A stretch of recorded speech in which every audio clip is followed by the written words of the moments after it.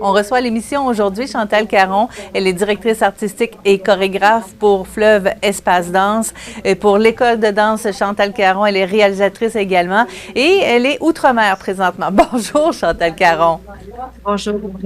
Je veux qu'on parle ensemble de l'événement qui se déroulera le 1er octobre prochain dans le cadre des Journées de la culture, qui est un événement que vous offrez presque à chaque année là, aux gens de la région, qui s'appelle Entre dans la danse. Oui, en fait, nous, ce qu'on offre à chaque année au sein de la compagnie, c'est un événement qui s'appelle À ciel ouvert. Et cette année, on a décidé de faire, de se relier avec une équipe qui s'appelle les Escapades Gourmandes. Et on voulait faire vivre aux gens, la communauté et les visiteurs, surtout les visiteurs, une expérience unique, c'est-à-dire de leur donner un atelier de danse, de leur offrir un panier, un panier de pique-nique avec 7 plats différents cuisinés par un chef et leur à travers ce pique-nique-là, inviter aussi les gens de l'école de danse et les gens de notre communauté pour leur offrir des surprises. Comme par exemple, sur place, il va y avoir de la musique faite par Noémie Bélanger et Sébastien Landry. Il va y avoir aussi des groupes qui vont se présenter sous différentes formes dansées et c'est ça qui va être intéressant. Et tout le monde, la consigne est de s'habiller en blanc, la tête aux pieds. Et on naturellement, bien sûr, au bord du fleuve Saint-Laurent, dans un parc au parc des Trois-Bérets. Donc, évidemment, ça commencerait très tôt parce qu'il y a la première partie qui est justement l'atelier de danse. Ça, ce sera en avant-midi et vous allez accueillir les participants sur place. C'est ça. En fait, dans les escapades, le cuisinier, Sébastien Joanneau, lui, il va préparer son pique-nique qu'il va offrir à ceux qui sont inscrits aux escapades. Puis les gens vont avoir un atelier de 2 heures à faire. Mais les gens peuvent venir aussi avec leur propre pique-nique et ils peuvent aussi acheter un panier pique-nique sur place. Mais il n'y a pas l'atelier à ce moment-là. Ils viennent seulement comme des bons voyeurs, comme des bons participants, venir voir ce qui va se passer là comme événement. Donc, pour s'inscrire à l'atelier, il faut s'inscrire via les escapades gourmandes? Si on veut participer à l'atelier danse, oui, on s'inscrit via les escapades gourmandes. Et sinon, les gens arrivent sur place au coup de... on demande aux gens d'arriver à 11h30. Et sur le coup de midi, l'activité va commencer. Je m'excuse, je suis un peu encore, moi, sur le décalage. D'ailleurs, on s'est donné rendez-vous comme dans la nuit et ça faisait partie un peu d'être mélangé, là. Chantal Caron, je voudrais qu'on vienne à l'atelier, justement. Est-ce que c'est pour tout le monde ou est-ce qu'il faut avoir des bases en danse pour y participer? Absolument. L'atelier est pour tout le monde. On attend vraiment du plus petit jusqu'au plus grand. C'est vraiment comme se donner aussi une occasion de vouloir travailler avec la compagnie, avec une interprète. La compagnie qui est invitée aussi, Marie-Ève Dion, qui va m'aider à mettre en place cet atelier-là. Et c'est vraiment un moment unique. C'est comme, il faut venir, il faut plonger dans ça. Si on aime la danse ou si on est curieux aussi de voir c'est quoi la danse contemporaine, qu'est-ce qui va se passer là. C'est un moment très, très, je dirais, en tout cas, nous, on l'a préparé avec beaucoup d'amour. Puis, on veut vraiment que les gens s'amusent. Chantal Caron, dans les dernières années, vous vous êtes appliquée vers le film d'art. En tant que réalisatrice, entre autres, vous avez fait paraître Prendre le Nord et les gens de Saint-Jean-Port-Joli ont pu voir le film d'ailleurs dans les derniers mois. Vous avez fait une projection et un tapis rouge là-bas pour les gens qui avaient participé. Mais là, le film continue à faire une magnifique tournée internationale aussi. Oui, vraiment, on est vraiment contents. C'est une belle surprise parce que, en plus, c'est des paysages de chez nous. Il y a eu énormément de gens bénévoles aussi autour du film qui sont des gens de notre communauté. Et ça, c'est le fun de voir que le travail rayonne aussi comme ça à l'étranger.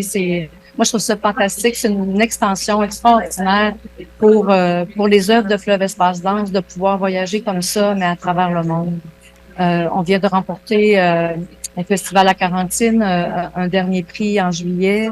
On est encore en sélection aux États-Unis. Il va être présenté à Sydney au mois d'octobre prochain. Fait qu'il continue vraiment sa route. Là. C'est vraiment fantastique.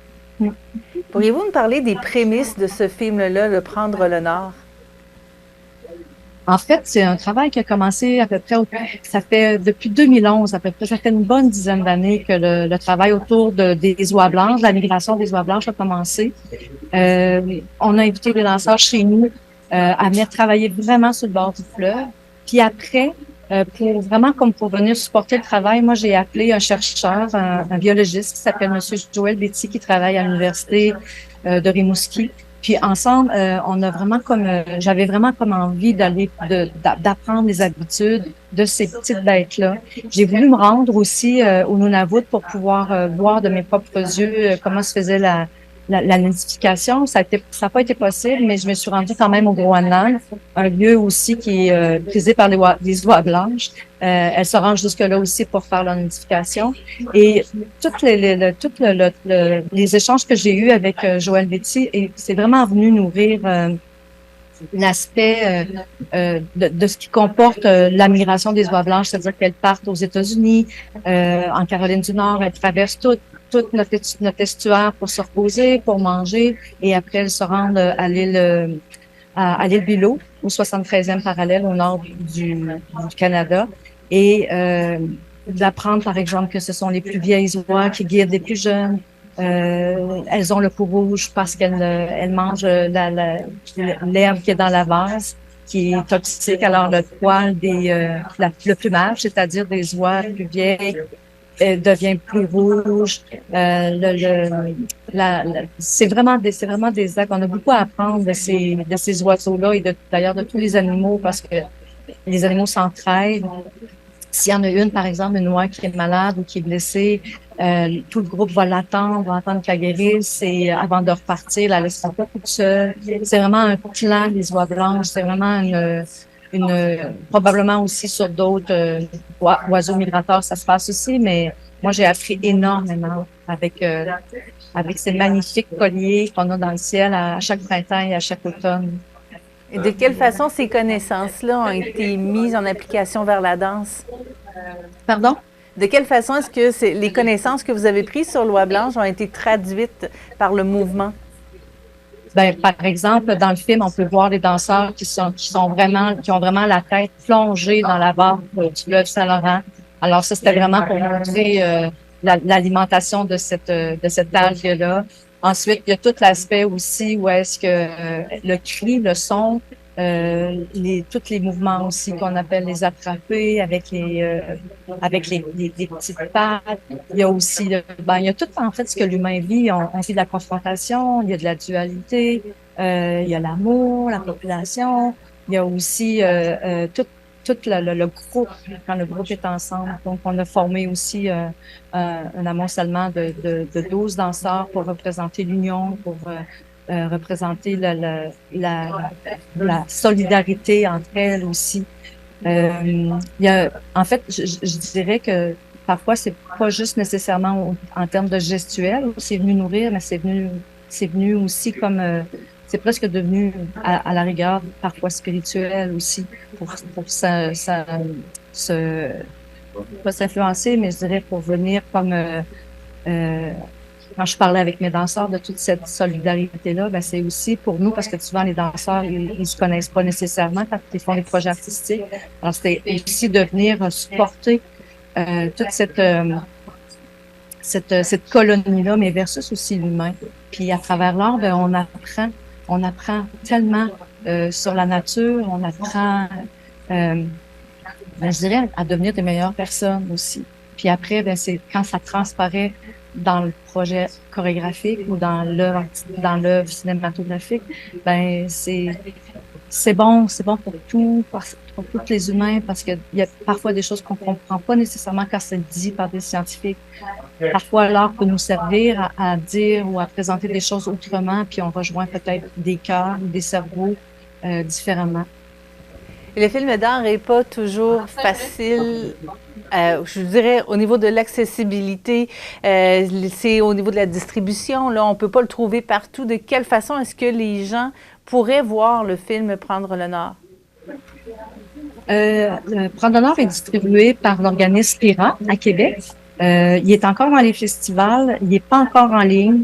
À un moment donné, quand il va finaliser, quand il va avoir fini sa route, il va être disponible sur la plateforme de Spira. C'est sûr, c'est à suivre peut-être sur nos réseaux, sur le réseau de la compagnie de l'Espace Danse.